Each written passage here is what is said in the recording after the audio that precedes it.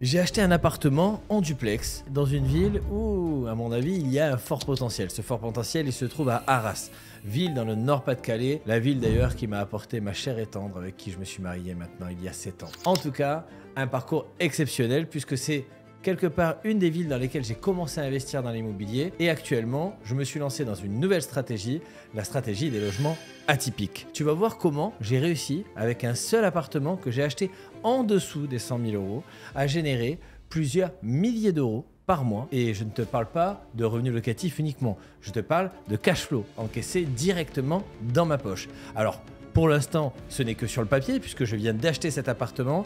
Les travaux sont en train de se dérouler au moment où je te parle et je vais t'expliquer exactement quelles sont les prévisions, mes théories chiffres pour que tu puisses savoir exactement à quoi t'attendre avec ce projet dans lequel je vais te présenter le avant dans cette vidéo et dans quelques mois, tu découvriras le après. Mais c'est pas tout, reste bien jusqu'au bout, j'ai une surprise pour toi. Alors, cet appartement, qu'est-ce que c'est? On va faire la visite ensemble. Actuellement, on est dans la rue. Alors, cette rue, c'est une rue qui mène directement à la place du Beffroi, une place dans laquelle tu vas retrouver de nombreux bars, nouveaux restaurants, etc. etc. C'est une place très festive quand il fait beau. Dans Pas-de-Calais, pas souvent, mais quand il fait beau en tout cas. En fait, je savais pas que c'était une ville extrêmement touristique. Il y a énormément d'événements et il y a énormément de personnes qui viennent visiter cette ville. C'est incroyable, d'ailleurs je suis encore surpris, mais beaucoup de gens viennent voir le joli patrimoine, le très beau patrimoine donc de cette ville du Nord-Pas-de-Calais. Et il s'avère que cet appartement que j'ai acheté se trouve à quelques mètres à pied de la place la plus dynamique, bien sûr, du centre de la ville. Alors pour moi, c'est une aubaine. Cet appartement était à vendre à l'époque, je crois, si je dis pas de bêtises, dans les 112 000 euros. C'était vendu par un petit papy qui voulait s'en débarrasser. Et en fait, il voulait dilapider un petit peu son patrimoine puisqu'il arrivait à un certain âge et il cherchait quelqu'un en fait qui pouvait lui acheter l'appartement sans condition suspensive parce que tout simplement, il avait déjà été échaudé sur une première acquisition où l'acquisition n'avait pas été jusqu'au bout et les personnes se sont rétractées parce qu'ils n'ont pas obtenu le financement. Et c'est là où moi, j'ai saisi l'opportunité parce qu'à ce prix-là, je me mouillais pas trop. Et puis finalement, je me suis dit, bon allez, je vais essayer une négociation. J'ai voulu négocier à 93 000 au lieu de 112 000. Bon, on s'est mis d'accord à 97. J'ai quand même eu quelque part une remise de 15 000 euros, ce qui n'est pas rien. On va dire que ça permet de payer les cacahuètes voilà, pour l'apéro ou alors la déco de l'appartement. Bon, bref. Et donc finalement, j'ai eu une bonne opération, en tout cas dès l'achat de cet appartement. Alors, je vais te montrer un petit peu à quoi ça ressemble. On va ouvrir la porte ensemble et c'est parti pour la visite. Donc voilà, là on rentre actuellement dans l'appartement. Donc arrivé dans l'appartement, tu vois que c'est très simple, c'est un duplex. Donc on pourrait appeler ça un studio tout simplement, mais plutôt en duplex parce que en fait, quand on dit studio, c'est qu'il n'y a pas de chambre séparée par un mur, d'accord, et que automatiquement il n'y a rien de clos.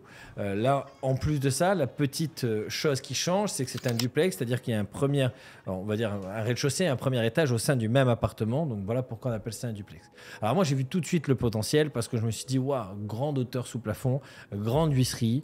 Automatiquement, il y a quelque chose d'hyper fun à faire et quelque chose qui peut être vraiment extrêmement atypique à faire dans ce logement. Au tout départ, je t'avouerai que j'ai pas eu toutes les idées que j'ai eues. Je vais te présenter d'ailleurs les différents projets que j'ai essayé de mettre en place et lequel j'ai fini par choisir et pourquoi. Et tu me diras d'ailleurs à la fin de cette vidéo lequel tu aurais choisi et si j'ai pris une bonne décision. Donc là, ici, on arrive donc au rez-de-chaussée, on va appeler ça comme ça. Donc là, tu vois, il y a une pièce à vivre avec sur la droite, juste ici, une cuisine.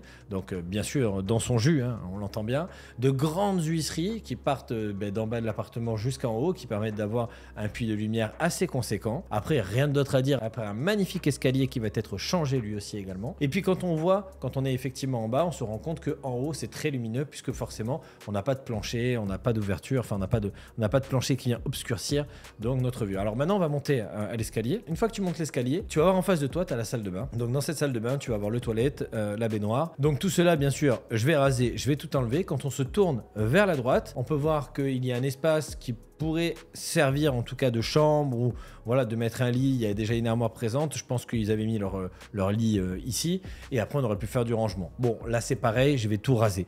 Donc tu vois, quand tu es face donc du coup à cette salle de bain. Donc dans cet espace, moi je vais tout péter, d'accord. Je vais appeler ça un open space, d'accord. Tout va être complètement ouvert sauf le toilette, puisqu'à l'intérieur de la salle de bain, je vais fermer pour avoir tout simplement un toilette qui mérite un petit peu d'intimité. Voilà. Donc, avant de te montrer les projets que je voulais faire, que j'ai failli faire, etc., on va parler un petit peu de pourquoi je me suis lancé dans de l'atypique ici. Alors, tout simplement, je connais très bien le marché de la ville d'Arras, et la ville d'Arras est une ville extrêmement dynamique, avec énormément de tourisme, énormément d'événements, et bien sûr, pas mal de courte durée. Il y a beaucoup de personnes qui font surtout de la courte durée sous forme d'hôtel, avec du service supplémentaire, un peu du tourisme classé. Ça fonctionne très très bien. Maintenant, moi, je voulais faire quelque chose de différent, et surtout, je voulais exploser mes rentabilités. Bien sûr, comme tu le sais, Jérémy Gorantier n'a jamais prôné une stratégie plutôt qu'une autre. Je te conseillerais toujours de diversifier les différentes stratégies. Maintenant, celle-ci fait partie des stratégies extrêmement rentables et je vais t'expliquer pourquoi je l'ai choisi. Tout simplement parce que quand j'ai peaufiné mon étude de marché, sachant déjà que je connais extrêmement bien le secteur, j'ai peaufiné mon étude de marché et j'ai regardé effectivement s'il y avait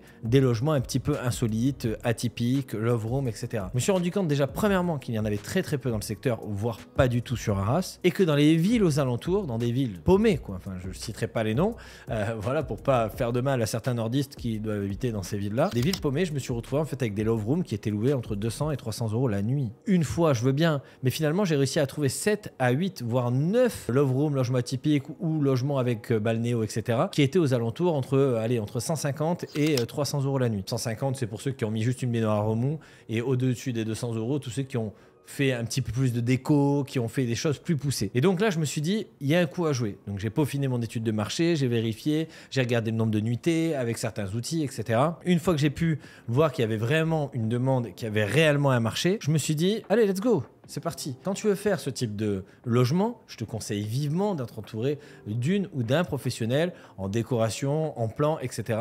pour pouvoir te lancer dans quelque chose que tu n'aurais pas fait toi-même. Donc en premier lieu, je vais te présenter le premier projet qui était prévu, donc Welcome to the Jungle. Donc là, on était parti sur une inspiration balinaise, comme si on était au fin fond de la jungle. Donc comme tu peux le voir, l'appartement était complètement métamorphosé. Donc là, on le voit déjà que de par la décoration, de par l'inspiration, en faisant un logement comme celui-ci, c'est sûr que c'était carton plein. Maintenant, il y avait tellement de choix. En fait, j'avais fait, je crois, 4 simulations différentes. Il a fallu que je prenne une décision. Pour moi, la meilleure décision pour mon investissement. Et je t'expliquerai après pourquoi j'ai pris cette décision. Là, on le voit sur le modèle Jungle, c'est hyper joli. On arrivait sur quelque chose d'hyper immersif. T'arrivais, il y avait du feuillage partout. Il y avait des chaises sous forme de balançoire. Il y avait vraiment une immersion. Attention, je garde ce projet pour un autre, pour un autre logement atypique. Je vais pas ne pas le faire, mais je ne l'ai pas fait à cet endroit. Et donc, on avait quelque chose vraiment d'hyper atypique qui était vraiment incroyable, qu'avec des choses suspendues. Sur la partie lit, c'est pareil, on avait du feuillage partout, enfin c'était vraiment très très immersif. Quand je le regarde comme ça, j'ai presque envie de... je suis presque en train de regretter de ne pas avoir fait ça. Mais bon, après on peut pas tout faire, et là il y avait vraiment un choix à faire, mais en tout cas,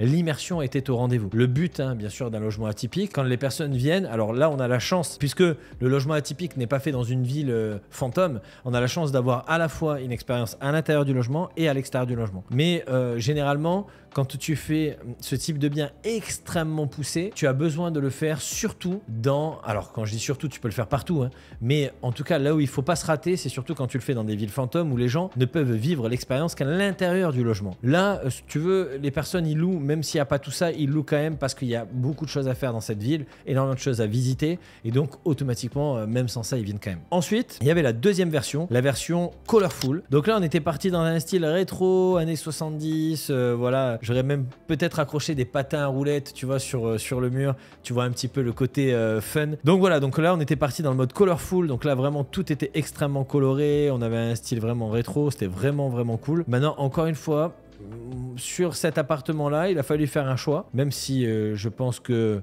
était un peu trop tôt pour faire un choix. Mais ma décision a été prise. Je pense qu'il est un peu trop tôt pour faire un choix. D'accord. Mais mon choix est fait. Ah, donc vous avez choisi? Oui. Oui, mais je pense qu'il est encore un peu trop tôt pour faire un choix. J'ai décidé de ne pas faire ce logement, malgré que, voilà, il donnait quand même énormément envie. Donc voilà pour cette présentation de ce logement extrêmement coloré. Donc pareil, n'hésite pas à me dire, là je suis en train de te montrer, que ce soit les photos de la salle de bain, la photo de la chambre, etc. Toute la projection, tu me diras à la fin de cette vidéo lequel tu as préféré. Ensuite, il y avait le style Love Room. Alors là, on était dans un Love Room par excellence. Il manquait plus que voilà, des menottes et un fouet et on était bon. Donc là, c'était vraiment la thématique totalement rouge. Donc c'était pareil, une immersion totale dans la Love Room. Donc c'est pareil, quelque chose de d'extrêmement poussé, avec de grands rideaux rouges, avec ce côté carreau miroir sur le mur, la balle néo en bas, la cuisine toute noire, en haut la barre de pole dance, le cinéma immersif, le lit, hein, voilà, pour pouvoir profiter de cette love room de la meilleure des façons, et également la douche, donc bien sûr la double douche, hein, pour que on puisse encore une fois profiter de cette love room. Voilà pour ce projet. Donc tu me diras ce que tu pensais de ce projet-là. Est-ce que toi personnellement c'est ce que tu aurais fait ou pas? Voilà, j'ai hâte de pouvoir avoir ton avis. Donc là pour le coup le lit c'était un lit rond qui était en bas. Il n'y avait pas forcément de salon. Le but c'était vraiment objectif. T'es venu là pour dormir. Plus si affinité.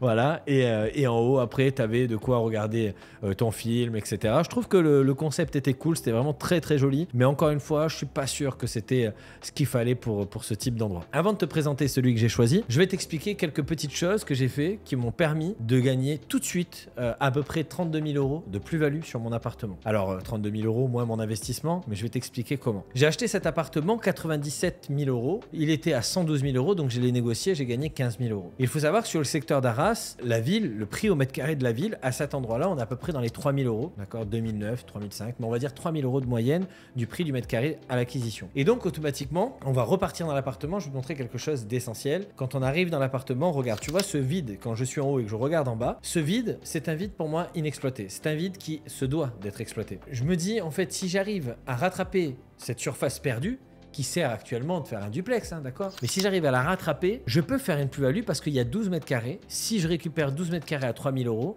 bah ça fait 36 000 euros. Donc je me dis, il y a 36 000 euros au total, 36 000 euros à récupérer. Comment je vais faire pour pouvoir les récupérer tout en gardant, bien sûr, de la lumière dans l'appartement, que ce soit en haut et en bas? Et là, je me suis dit, paf, ce que je vais faire un plancher de verre. Et tiens, regarde mon inspiration. Là, on est parti sur un plancher de verre qui va me coûter à peu près dans les 6-7 000 euros, qui va me faire réaliser une plus-value d'à peu près, donc du coup, 30 000 euros, puisque si on fait 6-7 000 euros moins les 36, on va dire entre, allez, je vais faire 28-29 000 euros à peu près de plus-value, sans compter le fait que le bien que je vais réaliser va être un bien qui va être extraordinaire à la fin, donc lui-même va prendre un plus-value. Mon choix, sur cet appartement, en plus d'avoir choisi ce plancher de verre, mon choix en termes de logement atypique a été assez simple. Je me suis dit, je veux que le logement soit assez atypique pour pouvoir attirer des personnes qui ont envie de vivre une expérience, mais pas forcément totalement immersive, dans le sens où je voulais avoir quelque chose qui soit plutôt à l'image de la ville, d'accord? Quelque chose qui, pour moi, la typologie de personnes qui viennent, je suis pas sûr que aller s'immerger dans quelque chose d'aussi poussé que les 3 autres que je t'ai donnés soit vraiment intéressant. Sur Arras, il y a beaucoup de clientèle étrangère du côté anglais, etc. Un peu chic, bon genre, comme on peut dire. Et je pense que le choix stratégique que j'ai pris va me permettre à la fois d'attirer toute cette clientèle un peu de luxe, mais également me laisse la possibilité de revendre facilement. Parce que c'est un bien dans lequel même monsieur et madame tout le monde pourront vivre sans problématique. Et c'est d'ailleurs pour ça que ce que j'ai décidé de faire dans cet appartement, j'ai décidé en plus, et je vais te montrer les plans juste après, de mettre énormément de rangements. C'est-à-dire que j'ai rajouté des rangements sur mesure en bas,